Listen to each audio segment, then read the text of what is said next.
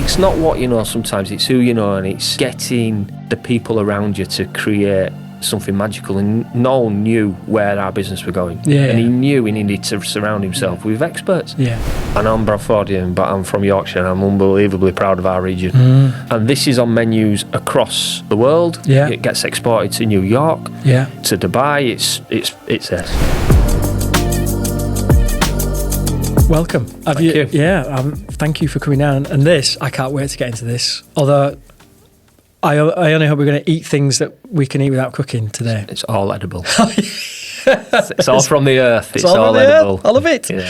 Amazing. Well, thanks, Rob, for coming. And I'm very excited to talk to you today, and also to learn more about DeliFresh and the great business you're building down in Bradford. But I thought what would be nice to start with, which I've been telling people quite a lot, is the fact that what we have in common, apart from growing up in Bradford, is that it turns out our parents had shops literally across the road from each other. Amazing, isn't it? You know, when we started chatting and we had this similarity about that, it was like amazing, wasn't it? Yeah. To find that out, it's just where does it come from? And we literally grew up on the same road. What did you, so for context, obviously everyone's sick of hearing this. Mum and Dad had a fish and chip shop. It was the best fish and chip shop though, wasn't it? Let's be honest. In the 80s in Bradford, that's where you went. And then they later had one in Leeds. But so your parents had a newsagents business. They did. And a post office. Just a newsagents. Newsagents, yeah. It's because newsagents tend to have post offices now. Yeah, no, my dad stayed away from that. So how come you didn't follow him into that? Well, I did follow my dad's footsteps, actually, but my dad made a radical change. He was like a futurist. So he had a newsagents up in Ross, and it was before any of the retailers had the shops, before people went to a supermarket. And he was very innovative of what he sold, and he loved it. And I don't know how he made any money because he did everything in excess. So firework night, he used to fill the shop with fireworks, and then the ones we didn't sell, we just used to blow them up. You know, after the bonfire night. And the ice cream would like the first retailer to get like an ice, like a Mr. Whippy ice cream machine. And kids were coming out of the shop with like ice creams like this big.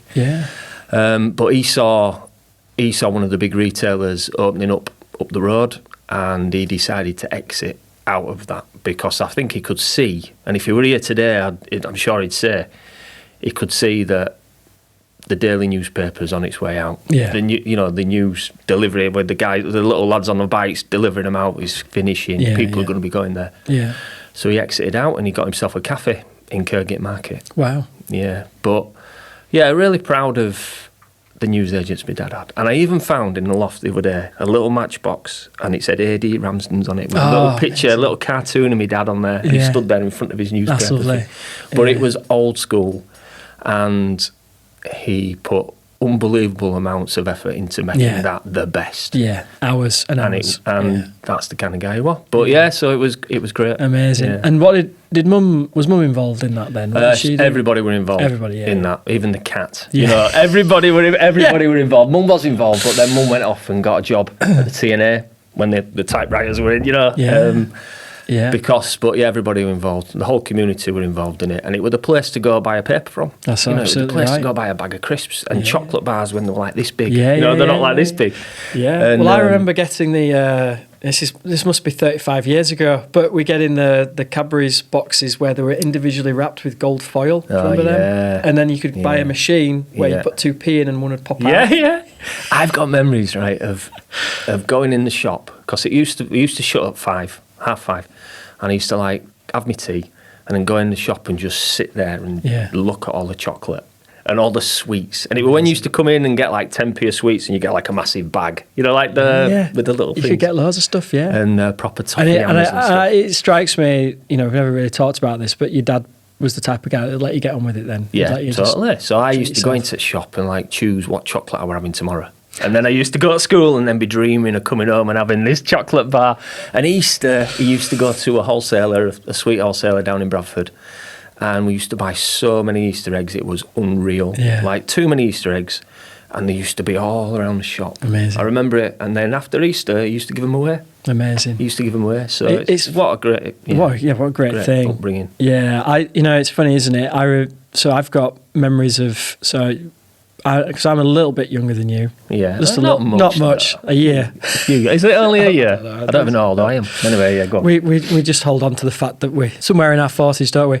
But yeah, early memories for me, like sat on the wall outside. So the fish and chip shop was connected to the house. Yeah. And there was an entrance Yeah, inside. I know it. Yeah. And we'd go in and out. Yeah. And my grandparents lived there full time. Yeah. And then they bought a bungalow on the East Coast. Yeah. And my granddad never wanted to retire to Skipsea because he said that's where you go to die. So he kept going, and then he maintained that, and I used to go with him most weekends till I was about 15, 16. Yeah. But my dad had run that on a weekend and stuff like that. So I used to sit on the wall probably.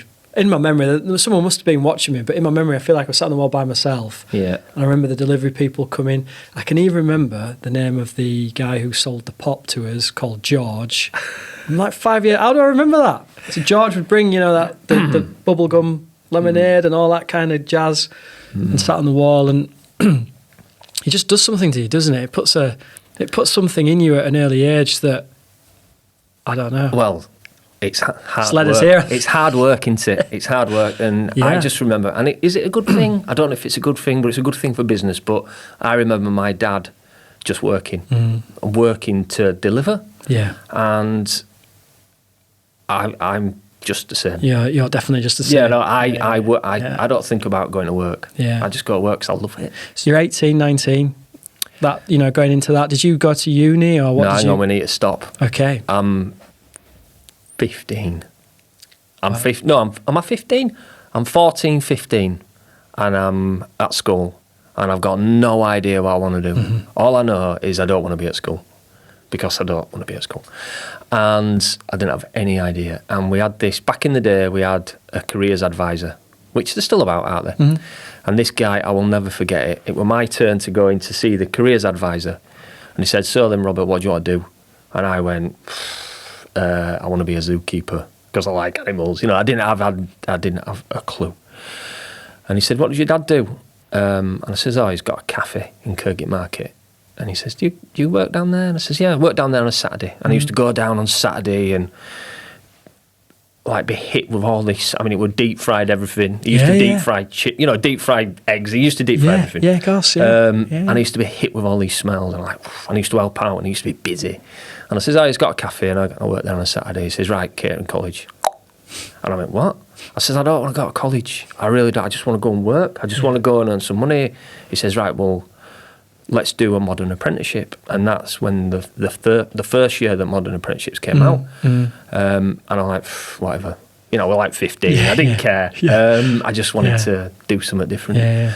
And I did my GCSEs, got through my GCSEs, and then I found myself at an unbelievable establishment up in Skipton, stood there in some chef whites in a kitchen, surrounded by noise, smells, unbelievable aromas and tastes and attitudes of chefs, and this drug of service and heat, and just completely different zone. Yeah, amazing. And I instantly got addicted. To this, to food and how creative it is, and that was it. So I went through my kitchen career at a young age of earning £28 a week and working about 1 million hours in a fantastic kitchen. But that was my introduction. So there were no university, there were no college. I went to college like 1 day a week, and it was just a written thing. Yeah. It was the food that got me going. So and I never had that connection before. And that you just commuted there by yourself? No, I lived in Skipton. So I don't know what age I'll have been, late 16. Finished my GCSEs, and I found myself in a staff house in Skipton. Wow. With no transport or anything. I used to get on a train with my old CD Walkman, plug it in. That used to run out of batteries when I got to Bingley. Yeah, because it slapped the battery. Yeah, and get there, and amazing. I didn't know what was going on. But all I can remember is being in this environment where the chefs are, they're all older. You're young, you're a commie. Yeah. You're getting abused in a lot of ways. Yeah. You're not earning any money, and you can't really figure out why you're doing it. But when you're cutting things up and sealing things and tasting things and giving people an experience, like yourself, Pete, when you go out to eat, you get an experience. That was it for me. Yeah. I wanted to do it. Yeah. And I thrived on the pressure. Yeah. The being last minute, I thrived on that. And that's what got me here today. So how long did you do that for then?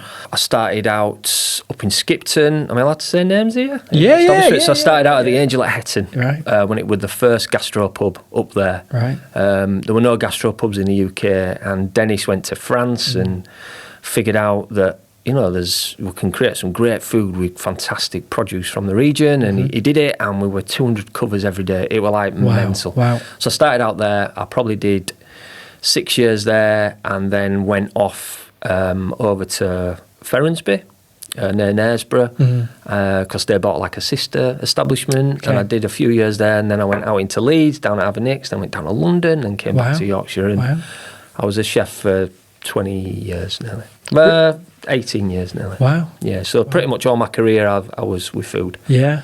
And then something happened, which I'll talk to you about, and I landed up being where I am now. And it's something that excites me. And it's something that's carved me as a person now. And it's something that everybody in the world is connected to food. Yeah, absolutely. That's the one thing we've all got in common. We've all got, some of us haven't got eyes, we've all got hearts, haven't we?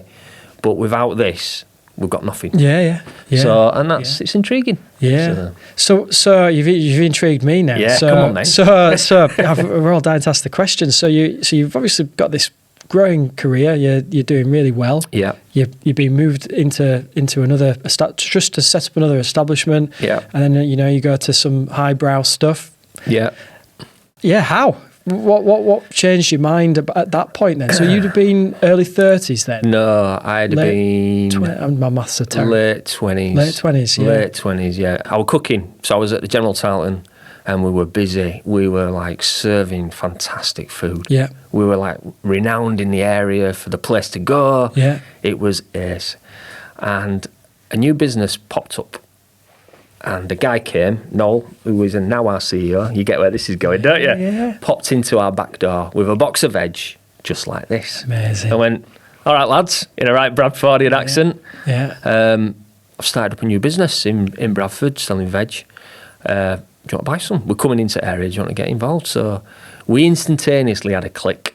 I don't know why. You meet these people. Look, when we met, we had this click. And I'm like, Pete, I've known you forever. I don't know why. Yeah, it's like we've grown up, but I don't know how. Like literally next door. Yeah.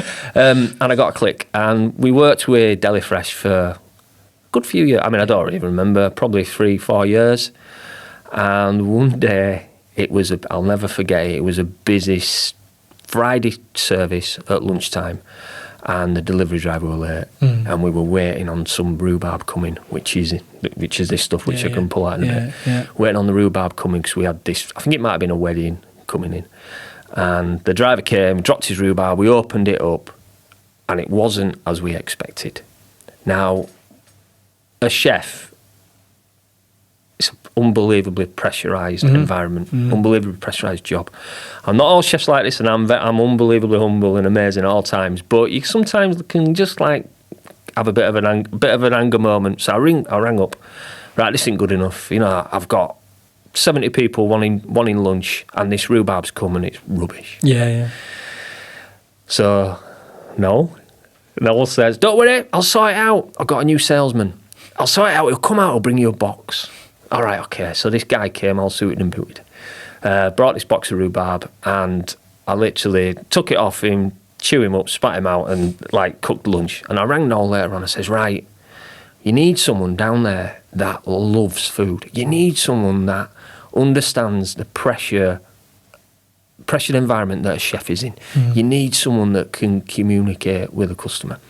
And he did have people, because he had a lot of history in the industry, because his dad had a very similar business based in Bradford. So it's not like it's a new business to him. Yeah. But DeliFresh was in its infancy. Yeah. And Noel, very much a futurist like me, just went, well, what are you waiting for? And I went, whatever. Put phone down.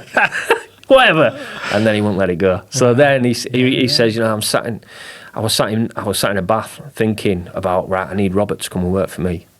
So it's not what you know sometimes, it's who you know, and it's getting the people around you to create something magical. And Noel knew where our business were going. And he knew he needed to surround himself with experts. Yeah. I'm not saying I'm an expert, because no one's an expert in food, but he knew that he needed me in his business. And in typical sales fashion, he sold it to me. And I'm thinking, right, I've got a young daughter who's nearly 1. She doesn't want to be with me because I'm never at home. When it's my duty, because my wife were a nurse at that time. When I'm on duty, she don't want to hold my hand. This is tricky. I'm working 70, 80 hours a week. I'm working on Christmas Day. I'm working on Christmas Eve. I'm trying to have a family. I've got another baby coming. What am I doing? What am I doing? I'm very much blinking, straight, just all about that plate of food and giving you that best experience. So I went home, spoke to my wife, Gemma, and she went, you need to do this. And it was a gamble. But it wasn't a gamble because I trusted that Noel knew what we were doing. And then I got to DeliFresh the first day, and it was a big change, and you're noticing for someone you've worked for such a long time. And, and actually, when he says, where you going, thinking you're going to work in another kitchen, you're like, I'm going to work for Deli. I'm going to work for another. I'll see you in a month, Rob. It's like, I'll see you back. I'll see you back. I'll see you back in a month. And I got down to the car park in St James's Market where DeliFresh was based at the time, and I'll never forget it. Noel came out and he gave me a massive handshake and a big cuddle and went, right, what we're going to do with you then? And I was like, what? I've just, I'm like late 20, I've got a family, I've just given up my career. And I walked into DeliFresh then, and I had that same feeling when I walked into the Angel at Hetton when I was 16 of, this is going to be ace. This is going to be fantastic. Amazing. And off it went. And what was the size of the bit? Because, you... I don't know, are we allowed to say how big you are now? So you're approaching 100 million turnover business? No, so we're approaching mid-60s. Mid-60s. In excess of mid-60s last year. Amazing. So big growth. From 22 years old, I believe. And the first order was £35. So the first restaurant rang Noel and says, here's my order. Can I have a bunch of carrots, a box of leeks, and some garlic? And Noel, in his green dungarees, went off into the market, bought this product, put it on a van and took it out. Wow. So we've gone from £35 to in excess of 60 plus million. Wow. From 2 members of staff to 470 people. Amazing. In that such short space of time. So I joined probably about 2.5 years into that journey. Wow. At DeliFresh, maybe 3. I forget. It's like, it feels like yesterday. I forget exactly the timings, but the business was small. We were in the market. We were pushing, and people buy off people, don't they? When people understand and see a passion for something, they want to get involved, and that's why we've grown. And chefs are sporadic, so our customers, just like I was, all of a sudden you'll do a busy night, Saturday night service, you're like, I'm fed up of this, I'm going to work somewhere else. And you down your tools and you knock on another kitchen door and they go, come in. Come in. You can go anywhere in the world when you're a chef and get a job instantaneously. If you understand this, and you can create something tasty, you can get a job anywhere. Amazing. And because of that, our customers organically grow. So they move. So they're in a little cafe in Leeds, and then they're in somewhere else, and then they're in a multi-site operation, and then they're an executive chef of a multi-million-pound business. And they take the suppliers with them. And that's because people buy off people. When you joined Noel, and obviously Noel had a vision, but clearly you knew the gap and he knew the gap that you could fill, right? So what did you bring to the table? Excuse the pun, but what did you bring to the table that was you couldn't find anywhere else then? Well, at the time when I joined the business, we had fantastic people within it, and those people are still here today. It might be Barry who works on nights. He never sees daylight, Barry. He picks and packs on a night, and he's always done that. It might be Kelly who works in customer service. Whoever it is, There's countless amount of people that were there then and are still here now. But I brought a different edge because I didn't bring just an industry expert within fresh produce and food. I brought a bit of a connection to our customers. And I want in sales and I want in marketing. I was all about, right, we had this idea, let's get a van, let's fill it full of stuff and go show people it. Yeah. Let's get people excited about it. Let's do something different. Let's just not go after the sale. Let's educate. And that's what I brought. You know, this is way back. I'm going to see a grower of asparagus, probably my first week. I went to see Richard Morritt at Sandhutton, and I remember stood there looking at asparagus thinking, well, I can make this taste fantastic, but I've never given it any time to think, where does it come from? And how does it get there? Yeah. And the unbelievable hard work it takes for it to grow. And I thought, I know how to create food, but I don't know anything else. And I brought that to DeliFresh. You know, I went out and got that and brought it back to people. And we educated our people, but then we took that out into industry. Fantastic. So amazing. Yeah, you know, I'm not saying I brought everything because it's collective in it as business grows. Yeah. Everybody got involved, and I suppose in one way, I was free. I didn't have a job to do. I didn't say, right, Robert, sit there, take all these orders, book them onto a computer, and then do that again tomorrow. It wasn't a static job. It was a dynamic job. What he didn't try and do then was force you into a label or a thing, right? He let you be who. I mean, that's a remarkable thing for him to do as at that time a smaller business owner to go. He's unbelievably proud of it, you know. Yeah, but he is. Yeah. So he said to me, and he used to put me into situations that I didn't like to be in.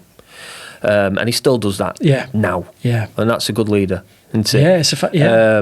And he put me into these areas, and that grows.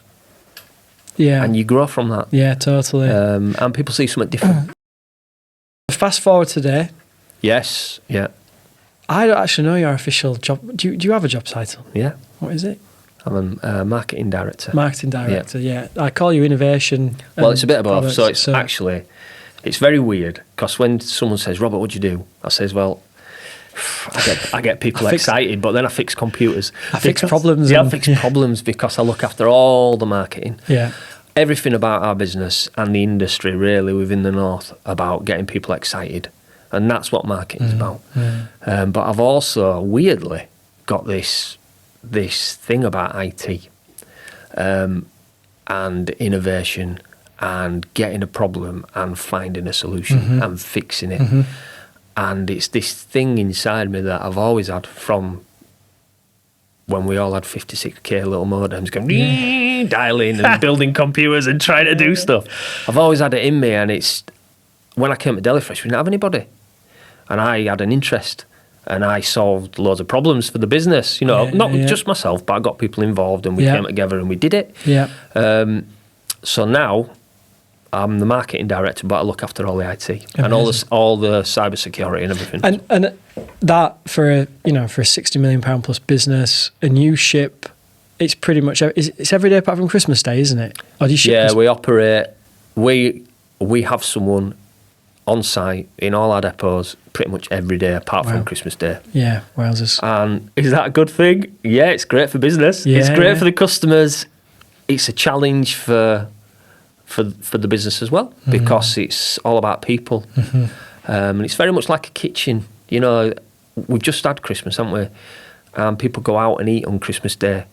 But behind the scenes, there's someone there cooking. Yeah, totally. There's someone there in that establishment creating, and it's the same with us. It's like with the unsung heroes of the hospitality trade. Yeah. But yeah, so every day we operate every day. Yeah.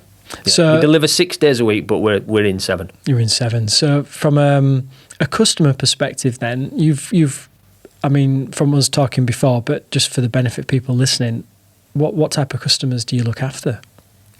You're allowed to show off if you want, or you keep it. We have got about, I mean, it changes every day, but we've got about 1,700 customers that order off us pretty much every single day. Amazing. And that can be anything, can't it? That can So we let's talk about customers, Okay. Pete. We're going to be here all day. Yeah, I know. I love this. We're going to be here all day, but it's such a good story that people don't realise. Yeah. So 1,700 customers that order of us 6-day-a-week delivery. And those customers are people from... we've built the business to have a great, I call it an umbrella customer base. So we haven't just gone, you know what, we've got the best produce, we need the best clientele. We're not bothered about anything, we just need the Michelin star boys. We've got the Michelin star boys, but equally we've got a cafe in Boroughbridge that's got 10 tables. So we've got a great umbrella. So we supply 1,700 customers, people, I'm going to name drop. Are we ready? Yeah. So people like Grantley Hall, like the most famous establishment in Ripon at the moment. Well, in the north at the moment, in the UK, based in Ripon. People like the Devonshire Arms, Swinton Park. I'm just trying to pluck people around here. Rudding Park, the Star at her home. It's endless. So we've got those top... Stockheld? No, we're trying to get... No, we don't. We need to get in Stockheld. Deal with them. We used to do, but not. No, I mentioned... You might be able to help me there. I will. Anyway. I will. So anybody who's anybody in the industry, in the north, well, across the UK, but I'm just picking like people in Yorkshire that people will know. Then we've got a bit of outside catering. We'll do a bit of stadia work, so Leeds United, Newcastle United we'll look after, Liverpool United. Then we do some outside catering work, so places like York Racecourse, which is like amazing people to work with. Got a great relationship with them. And then just it goes on to some group establishments where we've got multi-site, so they might have 50, 60, 70 establishments within a group, which is a different clientele to, say, a Michelin star restaurant. So yeah, it's a great umbrella. And the 1,700 then, that, like you're saying, that's an organic journey to a degree. Yeah, I mean, it's not all organic, is it? Because we've got a sales team, we've got a sales force that go out. Now, people think £60+ million, you must have like 20 people that are driven, it's all on commission. Nah. You know, we've got a great sales team that are as passionate about what we do as me. Yeah. And they go out and they nurture relationships and they go out and make sure our customers have the best experience. And when they move, and that's the key, when they move establishment, they take DeliFresh with them. You know, the new establishment comes, like that place, we don't supply, all of a sudden you start supplying. And that has brought organic growth.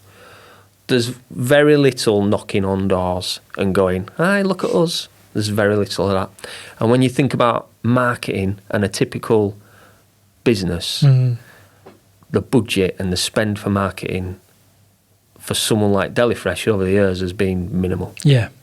Because we haven't needed it. You haven't needed it. You know, we spent money on nice things, but we haven't had to do social media marketing. We haven't had to do any of that. We got involved in that in lockdown, which is a deep story. But in the history of DeliFresh, we never had to do that. Well, the lockdown. Lockdown. We've got to talk about that now. But it's because you basically brought a box of joy to people's doorsteps every day, didn't you? So tell us about that. I mean, your business had to pivot pretty quickly, didn't it? Overnight, and you were driving that with Noel and the others, weren't you, in terms of... Yeah, so lockdown came. This experience that nobody in the world, in our era, has ever witnessed, came. And we found ourselves the weekend, the busiest single day of the year for an establishment like DeliFresh. The day before Mothering Sunday, which is the singlest busiest day. Christmas is busy and it's great, but it's elongated. So our Christmas starts November and finishes the week before Christmas. But Mothering Sunday is like we're all taking his mum out and everybody's going out and we're all going out at the same time for one day. And the fridges, and I'll say it, and it's a shock, but the fridges at DeliFresh had over £1 million worth of stock in it. Wow. In our across our estate.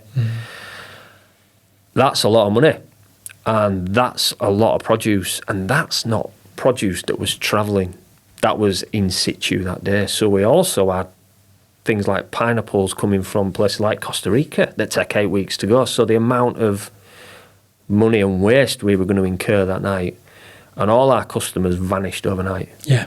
Because somebody said, you can go out if you want to, but I won't bother, and we're going to lock it all down. Yeah. And that was it. Yeah. And any business, a lot of businesses lost the customers overnight, but we instantaneously lost customers overnight. Yeah. So we were sat there, we weren't even sat down because we couldn't sit down because we were so panicking.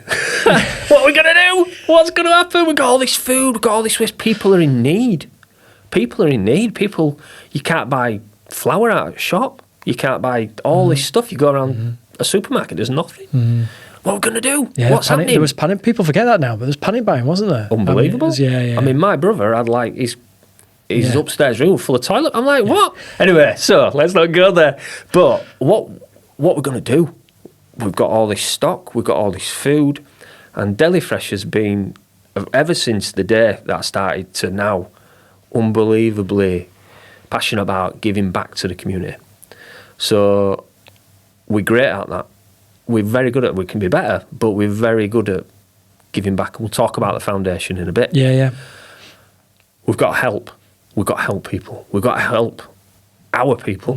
We've got to help everybody who's connected to DeliFresh. So Robert Tomlinson, the guy who grows the rhubarb and the kale, he's just suddenly lost all his business as well. We've got to help. Yeah.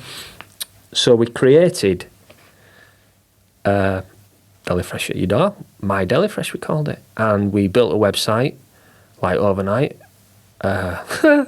We sat there well, we've never done this before, let's go. We didn't even have an online shop. Yeah. We didn't have anything. Yeah. We built a website overnight. Yeah. And it went mental. And it went mental because a lot of businesses did the same thing, but they were saying, here's a box of veg. Buy this box of veg and we'll deliver it. We were saying, come on then, you can have anything you want. That's right, yeah. Nearly 3,000 individual different things that you can buy off us. It could be some cabbage, it could be some kale, it could be some chocolate, butter, massive tins of beans, all catering things. And this is the kind of stuff you can't buy in the shops. And people initially were panic buying to just get stuff in, but then it started ticking. It started ticking into wow, I can buy pre-cooked confit legs. I've never even had a confit. What's a confit? I'm going to buy it and I'll have a look. And then it started getting into a bit of comedy where people were posting on social media that they'd been delivered 20 tins of tomatoes that were bigger than the head. So it started getting crazy. And very quickly from just building that site to getting people out of a hole and to helping. I mean, I'm not even going to talk about the amount of produce we donated, at that time, to help people, obviously, that are homeless and various other things going on. But very quickly it settled down, like you say. But there was still a need for food. Yeah. And our passion that we have as a business started getting out, started trickling out. And people were buying off us because they wanted to buy off us. And we were, if you go on YouTube and Google it, I was at home with my son, who were 15 yesterday, who were probably 12 at the time, and we did 70, 80 live cooking demos. We're showing people how to use, buttonhole kale and all this kind of stuff. And people fell in love with it. And people fell in love with that passion. And we couldn't shut it. I was going to say, couldn't close it. Yeah, it was, it was mental. And it was mental, but for the right reasons. And it was the worst of times, but equally the best of times. So for a lot of things. So from a business perspective, then you didn't need the support like some of the businesses did, because you didn't technically shut shops. You just pivoted. Yeah, we pivoted, but unfortunately still challenging. Costs. Yeah. Costs, challenging wise, ridiculous. We're used to rocking up at one establishment with a £600 order. Yeah. You're not delivering to. And we're coming 32. to your house with £25. Yeah. And you want it within an hour time slot. Yeah, you want it. You want to holy carrots. Pete, you want your carrots, and you want it at 11:15. Yes, that's right. Yeah. Because that's the consumer. We were joking about. So our vans that are massive, are suddenly driving down residential streets, dropping off. Yeah. Your bunch of carrots. Yeah. But And the costs involved in that are huge. So when that happens, you need more orders. You need more people to place the faith in you and get the weekly shop. But unfortunately, retail, there's no loyalty, is there? So you go into Sainsbury's, if I'm allowed to say that word, you go into a retailer and they've got another bag. There's no loyalty, is there? You just shop around. Yeah. So we had loyal customers that were coming back every week, but when you need the volume, you can't sustain it. So then you start costing. So then you go, right, we need to advertise. We need to do something. So we need to go down social media route. And, we had an organic growth, which was amazing, fantastic following on social media because they were seeing things that were different. But then when you start going, right, we're going to start doing this down in Bristol. How do we do that? We don't know. These people don't know us. So you need to reach out. And, Tough. I mean, let's not even go how much that costs. Yeah. But we were very good at it. Yeah. We were very good at it. And we got these people engaged and we got them to buy off DeliFresh. And all of a sudden, our Yorkshire rhubarb that's grown in Pudsey, we're in Portsmouth, at your granny's house. No, I don't know if your grandma lives in Portsmouth, and that's the story. So we learned so much from an innovation perspective, from a marketing perspective through lockdown. And it was sad that we had to turn it off. And I was just about to say, because I know the end of that story. So when the lockdown finished, and was it literally like a light switch then in terms of lockdown finished, and I can only describe it as the carnage started with hospitality. Yeah, because no one had been out to the pub, no one had been out to the restaurant for a long time, and all of a sudden everyone went out, and everyone had a bit more money because they hadn't been spending money. So everybody went out, and the supply chain wasn't ready. It wasn't that DeliFresh wasn't ready. The people behind, the growers, the suppliers, the chefs weren't ready. Yeah.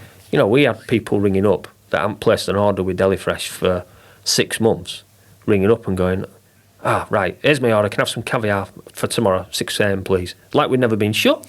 And then some of this stuff, it doesn't just come, it takes weeks to get here. Yeah. So it was a very, very difficult time. And how did you manage that, Rob? Did the team, because I know it's not just you, is it? There's a whole team. Yeah. And so did you have to do a lot of forward communication with people, re-educating people? Re-educating customers.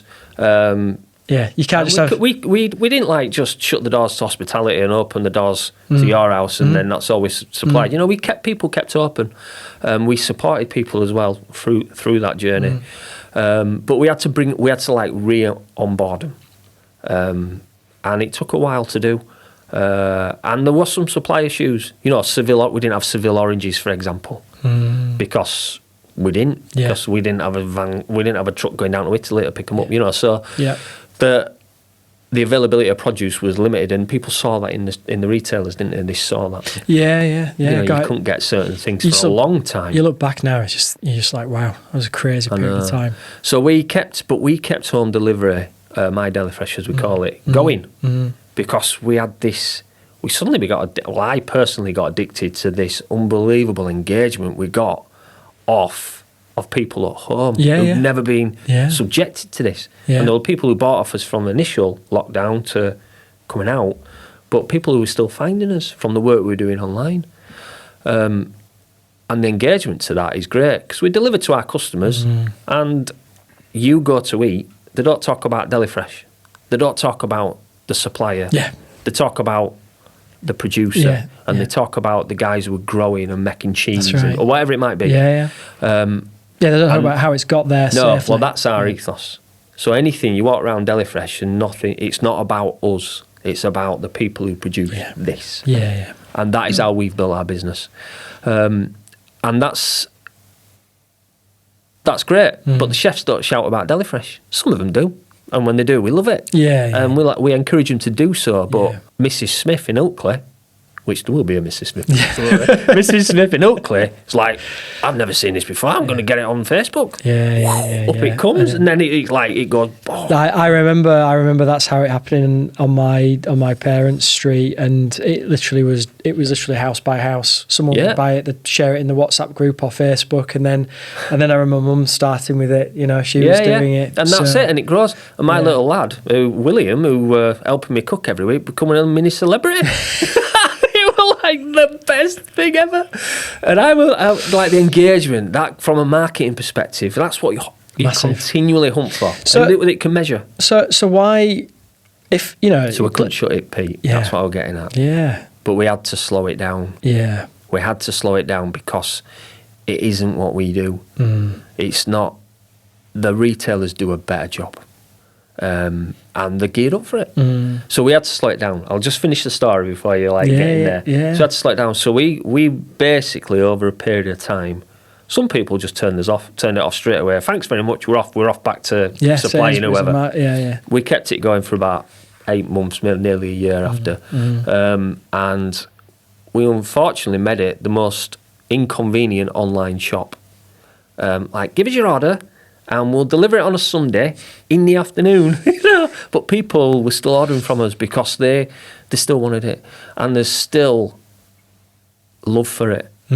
It's still there.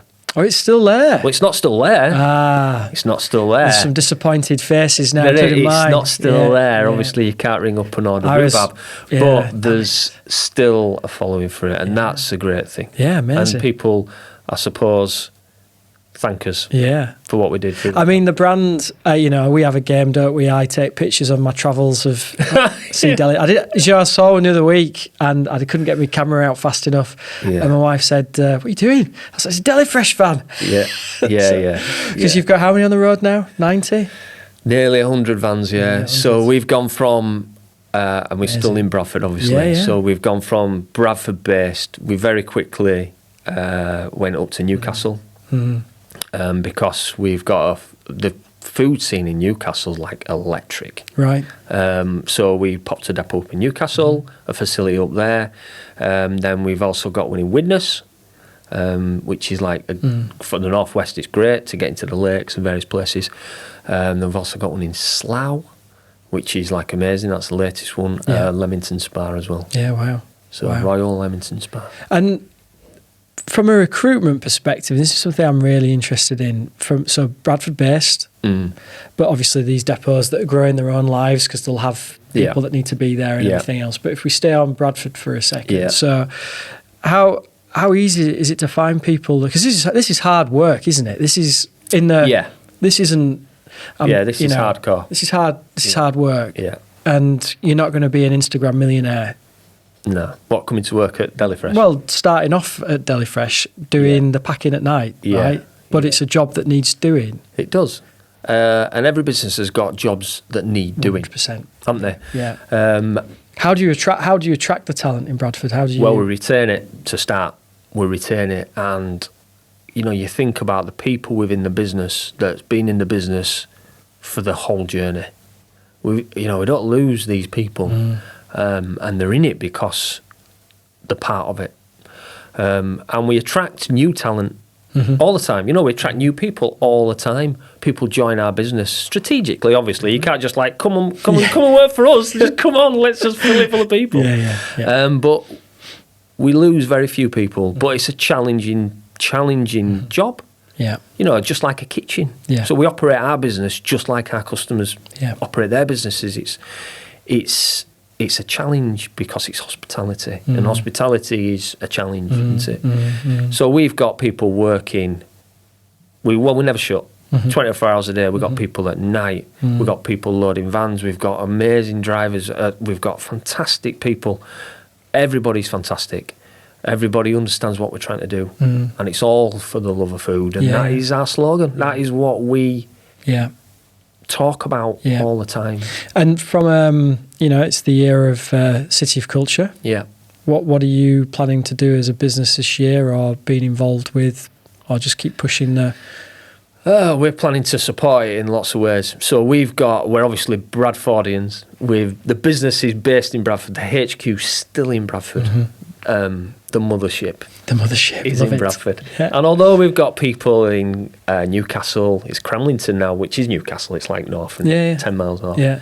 and Witness and all over the UK, they're all connected to Bradford because all the head office operation happens down the road.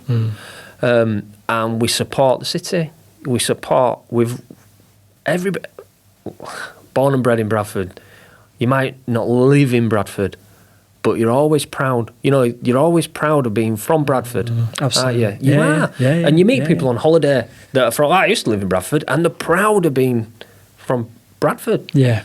And we're proud to be in Bradford, and we're proud that, you know, City of Culture's here. Yeah. And we want to support it. Yeah. So whether it be working with some of the food festivals or some of the food activities that are coming through this period while it's City of Culture, whether it to be supporting the charities more that we do and the people and the wider community that we do. Yeah. We've got lots of plans. Yeah. There's lots of plans. There's a friend of mine, he's he's working on the event now. He's going to hopefully close Leeds Road from the top. What's going on? Right down to Broadway Food Festival. Oh, right, yeah. So you need to be all over that one. Yeah. I have to connect you guys. Yeah. But there's some exciting things planned, and I can see you playing. Yeah, and I know you do things, you know, you sponsor Bradford City, don't you? Yeah, we do, yeah, we love Bradford City. So if you go to Bradford City, you see us on the scoreboard. Yeah, you know, absolutely. the DeliFresh brand there. We love it. that. We love that. And it's not about just slapping the logo up and going, look at us. Because really, people who go there and see it, they can't really buy off us anywhere. It's not about that. It's about the support. Yeah. It's about the brand awareness. Yeah. It's about what opportunities can we work with Bradford City to, from a charity basis, how can we help them to help others? So the nutrition, it's all that stuff. And you touched on that with community and the foundation. Now, I don't really, I know you have a foundation, but I don't know. I'd love to hear more about what you do. Yeah. I can talk all day. No, it's big questions. Great. So the foundation came about. So forever we have donated, raised funds and given time to charities across the region, across the north, across the UK. Very humbly we've done that. And we don't shout about it. No. You know, we don't shout about it. We supply food to people that are cooking for the homeless. We supply food to maybe a charity down in Thorpe Edge that's doing Meals on Wheels. You know, we supply this stuff, and we've done it for a long time. And is that built into the business model then? It's not we don't charge them. It's like we support that. Yeah, and is that food that would have been waste, or is it food, a combination of that and food? A bit of both. A bit of both. Yeah. But it makes sense, doesn't it? Otherwise. Yeah, food waste is a big thing, and obviously anything that's in our fridges is dying. Yes. So all this stuff in this box, as amazing as it might look, it's all on its way out. Yeah. It's all going. Yeah. It's all dying. Yeah. And you've got to manage that, and you've got to manage it in a way that it's not in your premises for a long time. It's got under 24 hours. It's got to be gone. Yeah. How do you do that when you've got things travelling from all over the world? You know, it's a difficult job. So we do create a tiny amount of food waste, but we mitigate that by making sure people within the region, around all our depots, don't matter where you are. I know we're talking about Bradford. Don't matter where you are, we're getting that to the people who need it. Yeah. So there is that, but then there's not enough. Yeah. So some days we might have absolutely nothing. Some days we might have a load of chocolate. Some days we might have some cheese. Some days we might have loads of kale. So it's not like we can. So that's why we've got to make sure these people can continue to do what they need to do for the community, and just not rely on our waste. Yeah, of course. So that is part of our foundation. Yeah. Okay. But when you start growing a business and people see a successful business, people want a bit of that. They want your support. And then you start raising funds and money for lots of different people. And then the message internally for the people that are actually doing it becomes a bit diluted. Yeah. Doesn't it? Because who are we doing this for this week? Yeah. You know, why are we walking the mountain? Why are we walking the 3 Who are we doing that for? What's this for? What's going on? You know, wait, who's that? You know. So Noel, in in an unbelievable moment, says we're going to create a charitable foundation. Amazing. Because it gives our people a reason to help. It gives them, we've got a focus, we're raising money for the foundation. And then the foundation's built up from a board perspective of people within the business, and then we choose and we select and we work with and we donate out. Amazing. So we work with some great Bradford-based charities, some Newcastle charities, charities down in London, in Bristol, all over the place. Yeah. And we raise money collectively and funds collectively for the foundation, but it doesn't stop there, because money is one thing, isn't it? People need it, charities need it, unfortunately, but time is the thing that people forget. People tick that box, businesses will tick that box to say, yeah, we donated X amount of percentage to charity. That's it, yeah. But they don't go the extra mile of donating the time. That's or having like a strategy to give back to the community. And that's something which, we're a much, much smaller business than you guys. And we're early on in the journey, right? But it's something we're building in now. And it's the focus, isn't it? It's the focus. And it's been aligned with... I think there has to be some personal interest in there. But then, so playing it back from our perspective as Crisp, it's 60% of what we do now is in schools. Yeah. We know that, and we had a guest yesterday talking about that critical pathway from 0 to 7. Yeah. It takes a village to raise a child and all of that support and everything. And there's some, not the fault of the parents, not the fault of anything around them, but it's that they're in a bad situation. So it is targeting where you think can help. But you quickly realise, don't you, that there's so much that we need to do. There's too much. It's overwhelming, isn't it? Yeah, it is. And time is one of those things where, with our people have been out and trimming edges in churchyards and decorating people's houses that need help and various other activities, and that's all rolled into the foundation. Amazing. And that's a great thing. Amazing. I mean, we haven't even talked about vegetation. No. We haven't even talked about that. Are you going to vegetate me? I'll vegetate you. Do you want vegetate? I want vegetating, so, let's do it. Veg, right? So this is a box of unbelievable things. Now, obviously, it's January. It's like minus 27 or something outside. It's freezing. Yeah. The only thing from the region is rhubarb. Okay. Right? Is that grown indoors then? Grown indoors at the moment. Yeah. In Pudsey. Wow. So, as a chef, this all came out actually as me being a chef and then suddenly realising, you know what, I can create a great plate of food, but I don't know where anything comes from, and I don't know why it gets there, and I don't know all the trouble. We've got to solve it. So we went out to colleges, and we adopted the first year of people coming into college to give them a better understanding of this. It smells amazing, by the way. Thank you. It's a few carrots. You must be wafting it at me as you're throwing your hands at it. So it's so we give them a better grounding to coming into hospitality, so they can get up that ladder and have an understanding and treat the ingredient better than any other chef, no matter how good they are. So we started that up in Newcastle College. Then we thought, this is good, this is working. Let's see if Bradford College want a little bit of this. So we get involved in Bradford College. Hang on a minute. Well, Leeds suddenly realised that, and then we're in Leeds College and we're educating, and then we've got all these colleges doing it. And then we're thinking, you know what? What's stopping us going into schools and vegecating? What's stopping us going into education? It don't matter if it's a nursery up to sixth form to universities. We've been there, we've done it, we continually do it.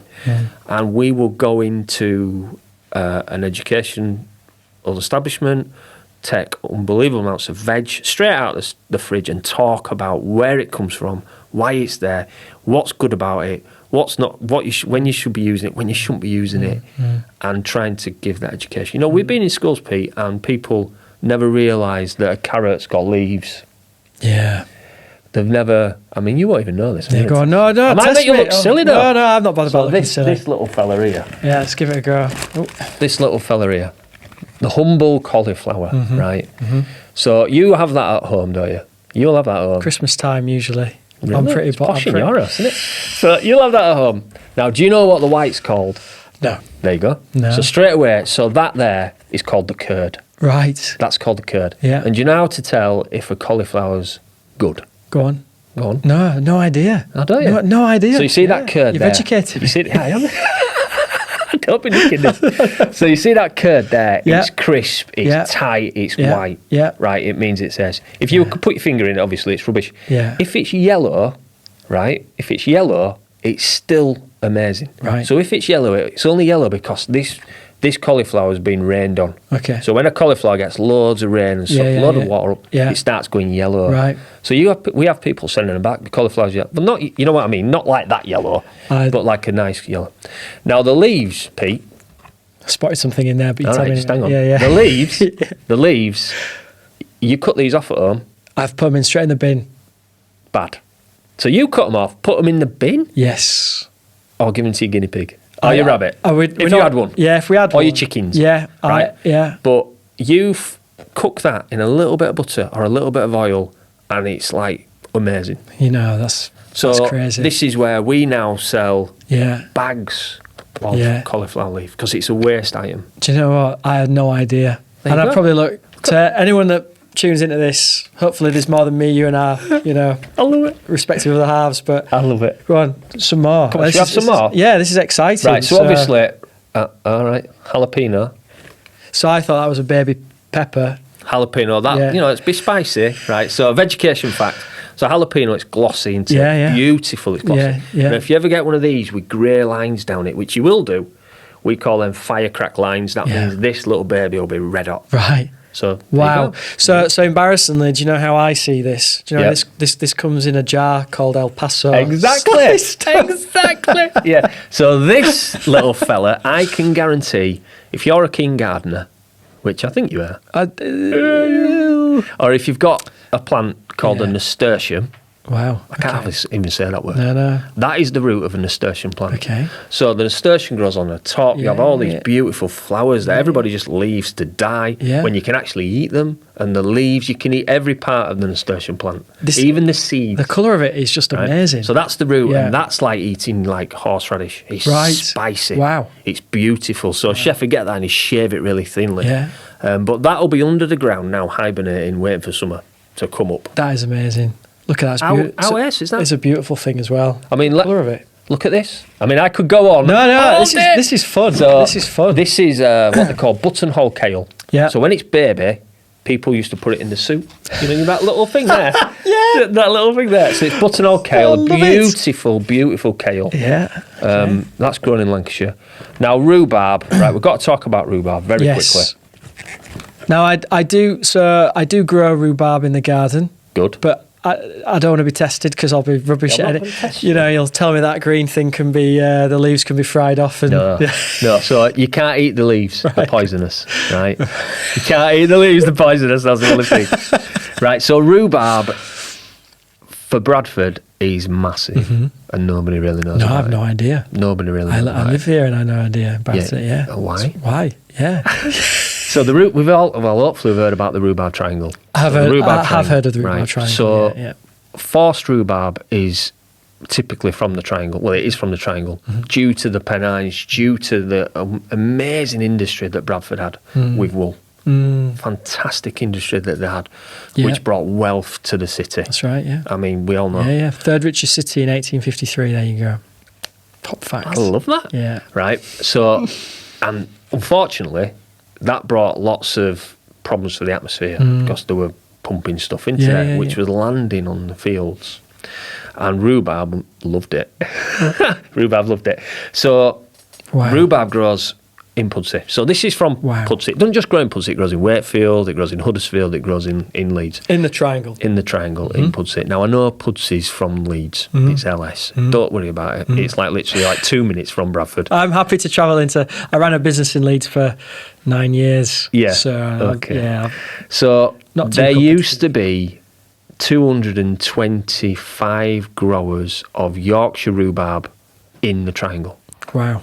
There used to be, pre-World War II, a train that went out of Bradford down to King's Cross called the Rhubarb Express. And that used to carry all the rhubarb out of the city, out of the triangle, down to King's Cross. That's crazy. And then it all got sold at Covent Garden Market. That's crazy. So in King's Cross, you go down, there's these arches. And that's where they used to stack the rhubarb off the train. And the train used to go back north. get a load more, come back. Wow. There is now under 8 growers in the triangle. And I'd say, I mean, I'm just like guessing this, but I'd say probably out of those 8 growers, 5 of them are over 70. Wow. Right? And this is a product that in summertime everybody grows and everybody doesn't use. But in wintertime now is one of the best products ever. One of the best pieces of fresh produce. Now, here's a fact. Is rhubarb a fruit or a veg? Oh. Well, Think now about what you have rhubarb with. Yeah. Well, I have it with. What I would do with it is I'd probably ruin it in your eyes.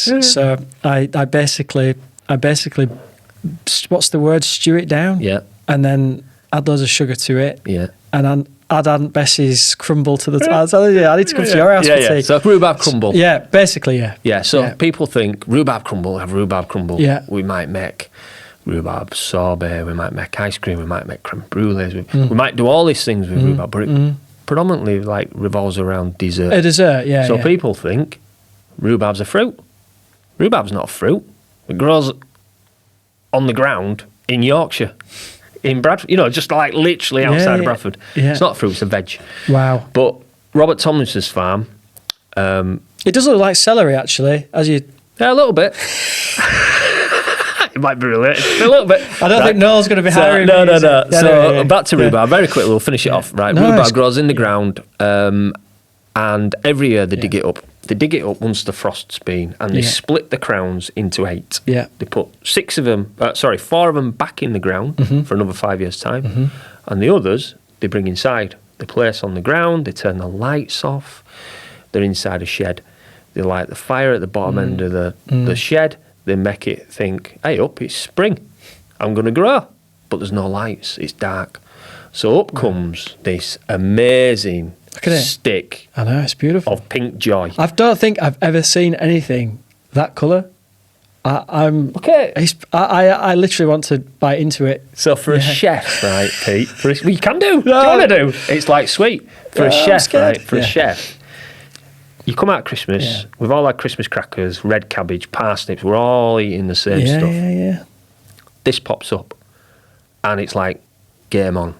We're going to get creative. We're going to start putting it with lamb. We're going to start putting it with mackerel. We're going to make rhubarb spaghetti. We're going to make fools. We're going to juice it. We're going to make sorbets. We're going to do all these things with this. Wow. But unfortunately, it's going extinct.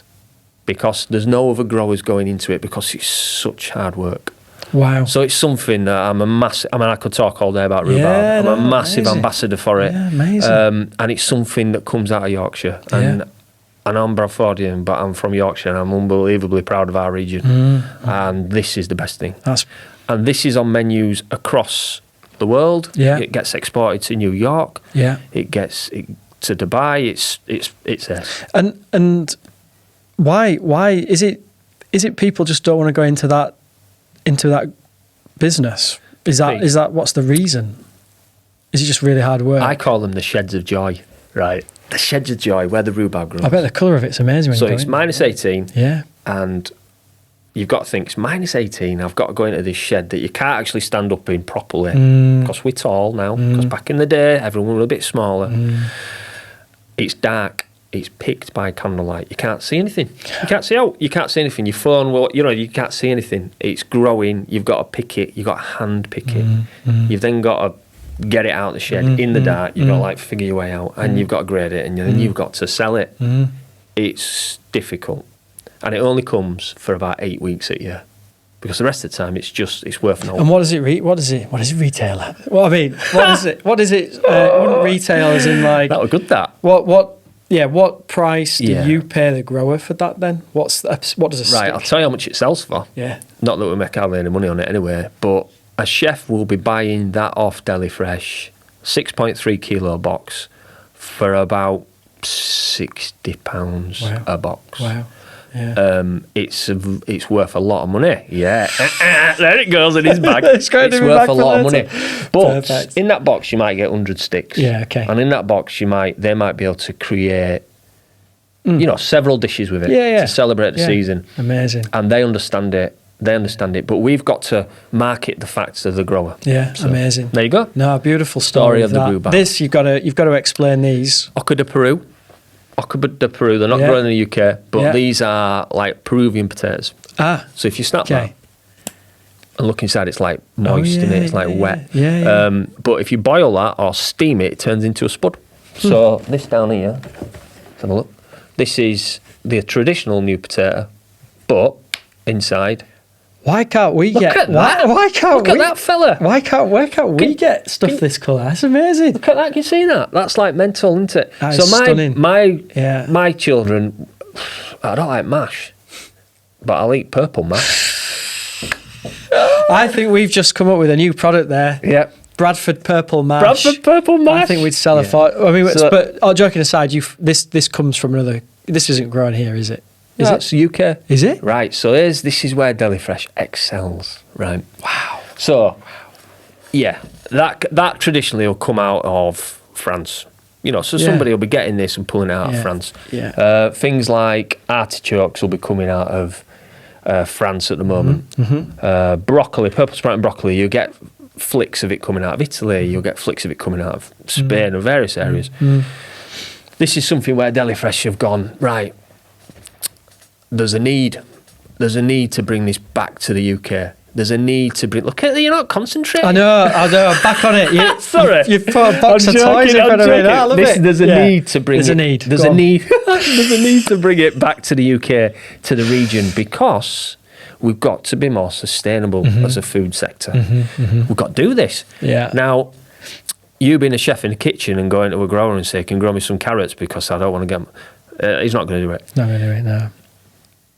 DeliFresh going to a grower and saying, "Ooh, you know, we could sell X amount of tons of horseradish." It's a high value crop. It's not just a bit of broccoli or a bit of cauliflower where the price is it's not worth it. You've got to grow so much of it. Yeah. Do you want us to invest to help you to grow that and to understand it and to nurture it and to help you technically bring it to market? Well, I'll give it a go. That's amazing. So we've got growers and producers. It doesn't stop at veg. It goes on into cheese. So do you make as a company then, do you make investments into agriculture, or do you mean investment in terms of that supporting time to then sell them? In time, investments in time. And, you know, over the years we've made investments into business, but it's mainly investments in time of like, listen, we can bring this to market. We can nurture you through the process. We can tell you how to get it, which enables us to not bring it back from France, not bring it back from Peru, Ethiopia, Mexico, Costa Rica, all these areas where all this stuff comes from, and bring it back to the region. So, and I'm not diminishing anything in the papers or that's real, but, you know, you watch something like Clarkson's Farm, for example, which is comedy gold in one sense, and then it's a serious thing with, you know, the reality of a farmer's life and a grower's life. But what would you say, from a food security perspective, and this is really going a bit deep now, but you hear a lot about this, we haven't got food security really, but is that the case, or is it the case that we don't grow, we need to think about what we're growing rather than... I think it's tricky, innit? You know, we have a good volume in certain areas, but you can't grow things all year round, can you? You can't grow things all year round. Brexit brought challenges, unbelievable amounts of challenges. You know, we used to have 3 Arctics a week going out of a place called Runges in France, and we'd go over Runges in an Arctic and we'd be bringing back cheese and deli and lots of amazing produce, and a chef could ring us and go, "Oh, can you get me some whatever, breed them off from," just plugging things out. Breed them off from market in France. Yeah, we'll do that. Off we go. We put it on van. It's next 2 days later, it's there. And we don't do that now. We still have a connection out there, and we still bring stuff back, but very sporadically. We're not like not three Arctic lorries a week. No, because we saw that coming, and we invested time and support to get people to grow things in the UK. And from a seasonality perspective, people have kind of gone, do you know what? I'm not going to use that at this time of year. So a cucumber, something as simple as a cucumber. So in here, Pete, let's have a dig. Yeah. Because in here there's a cucumber. So we'll go into a shop and we'll all buy a cucumber Yep. out of a shop Yeah. at Christmas, right? And if we were true to our roots and true to the season and Mother Nature, we should only be using cucumbers July to mid-August. They're like 5 weeks Yeah. of the year. Yeah. When they grow, if they don't come wrapped in a bit of plastic, you get about 5 hours shelf life. You Yeah. know, they die straight away. Yeah. That piece of plastic around that product will give it a shelf life of weeks, Wow. which is mental, Yeah, isn't it? yeah, Which yeah. is crazy, really. Yeah.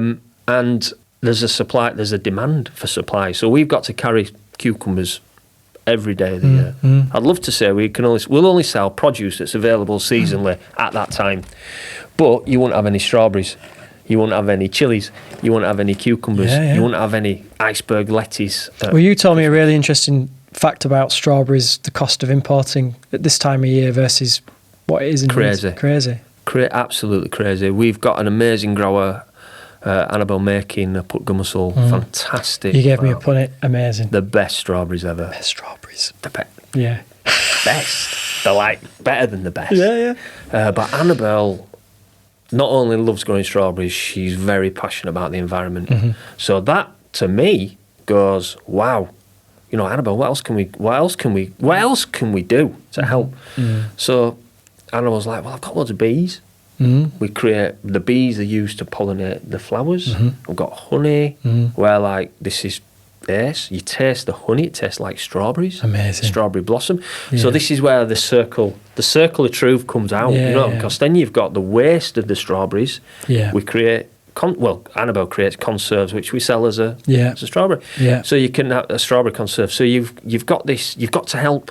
Yeah. Because if we don't Amazing. help sell this stuff and Amazing. get it out there, Yeah. she'll stop. Amazing. So Amazing. food is creative. Nice. Food's exciting. Food connects us all together. And it's not about DeliFresh. Although how interesting it is and how, you know, from somebody who's not connected to the trade, how they want to find out about it, it's these guys that are the stars of the show. Yeah. And that's what we thrive on. No, it's remarkable, Rob. I think it's a remarkable journey that you've been on as a business and continue to do.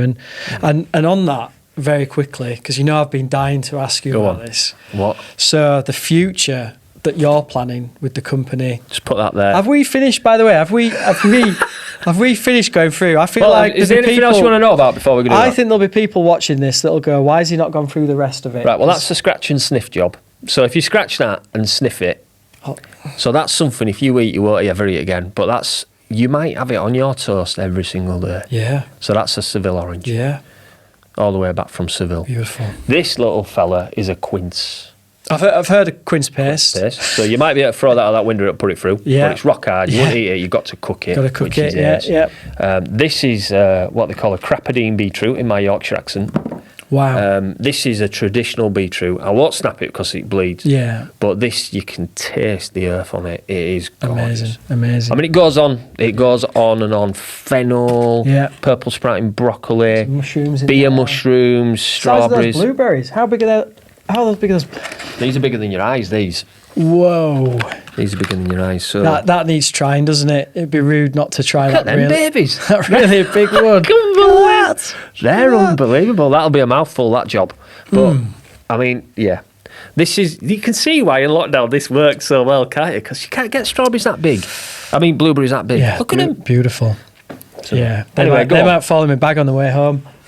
Amazing. No, I think, you know, the excitement and what you're doing, and it's just an amazing business. And I know you and the other directors and Noel, you're building for the future. Yeah. Because you're just growing, aren't you? Yeah. Right? So I keep saying that you've built a robot distribution centre, which is not strictly true, is it? But it's... Well, listen, we're based outside of the wholesale market in Bradford, obviously, St James's Market, the place where nobody knows actually what goes on in there. But that is the place that feeds the majority of restaurants in the city. That is the place that is solely fresh produce. That is the place that when you go to an Indian restaurant or a Caribbean restaurant or wherever it might be, pretty much, probably, unless they're working with someone like us, the produce has come from there.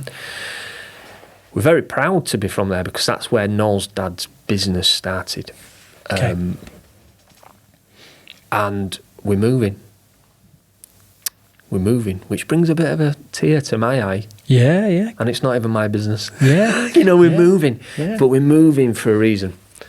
Because we're growing. And we're not only growing in the region, we're growing in the UK. Yeah. And we've got a mission. We've got a mission to connect as many people who want to be educated, as many people who want Love it. a service that understands produce and wants to be connected to our brand as possible, we can service. And we've got to remember here that a chef will pick up the phone, send us an email, do online, Instagram, whatever, at midnight, give us his order, and we'll pack it, and we will deliver it into his kitchen. I'm going to say this, and it's not strictly true, but we will deliver it into his kitchen by 7 o'clock the next morning, and he could be in Portsmouth. I mean, and we've been doing that for 20 plus years. Yeah. So think of the big online retailers that give you a service like no other. We've been doing this forever. Yeah, yeah. And it's something that the trade requires because the chefs are not organised. Some of them are. The majority of them are, but some of them aren't. And they'll just pick up the phone and give us their order. And in fact, they'll pick up the phone and give us the fishman's order. Yeah. Because they're on the way home after midnight, after you've been out for tea. Yeah. And there's a need. There's a need for someone to continue this. And there's plenty of businesses that do it, but there's not plenty of businesses that do it like we do it. Yeah. And they've got the passion for the product and the people around them to be able to grow. And we're growing, so we need a bigger facility because we need to be able to be smarter. We need to be able to be more efficient. We need to give, and we've got an outstanding facility in Essex Street. But we need a better one. And we need a bigger one so we can do it better. So we're moving, Pete, to the bottom of the M606 area. Into a facility that's probably 4 times bigger than what we've got. Really? We are semi-automating some instance of our picking procedure. We are going to be able to pick better. We're going to be able to pick more efficient. We're going to be able to pick longer. We're going to be able to be faster. We're going to be able to give the product what it unbelievably deserves. But it's not about now. It's not about that our business, we're under pressure, we've got to move. Yeah. We need a bigger facility, we've got to do this. This is a strategic move to bring the future for the business, but for the people within it. And those, I suppose, that are with us now, but those we haven't even met yet. Those people that are coming to join and want to be part of it. Yeah. And then they look at the values and look at what we're doing and they're like, I want to be in. I want in this. Love I want it. to get in. Yeah. So that's why we're moving. And we'll be in there soon. We've got a deadline. And we like a bit of pressure because we sell veg. We've got to get in. And it's all hands on deck to get in there. Yeah. It's going to be a complete different scenario to what we've got. And I think there should be a part 2 to this where we come down with a camera. Yeah. Listen. I think that'd be amazing. I'll take you now. Do you want to go? It's like, you go now. Get your hard hat on. Blueberries like that. How many bunnies? Well, hard hat on. There's no in there apart from a load of builders. No, I think we do. I think we do a round 2 and we come down and we have a look. And because that'd be amazing. People don't understand. People don't know. I think we bring this conversation to life in the... 100%. That'd be amazing. Yeah, we'll do that. That'd be amazing. But in this facility, we've not only got an amazing fridge, an amazing freezer, and an amazing logistical setup. Yeah. We've got areas within it for the people. We've got areas for future innovation with development.